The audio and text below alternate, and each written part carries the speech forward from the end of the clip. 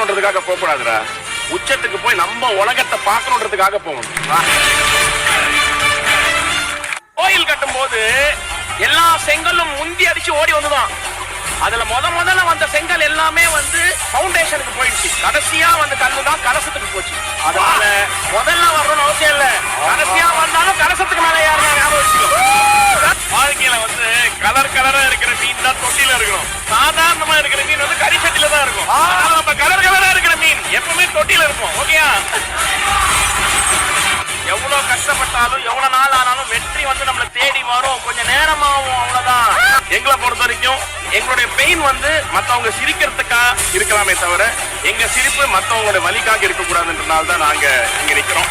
என்னைக்குமே நம்ம நல்லது பண்றோன்ற ஒரு சிந்தனை நம்ம கூட இருந்தா போதும். நம்ம நல்லது செய்யறதை கொண்டு போய் சமுத்திரத்துல கொட்டினாலும் என்னைக்கா ஒரு நாள் நம்ம பாலைவனத்துல போகும்போது அது நம்மளுக்கு அருமருந்தா வந்து விழும்.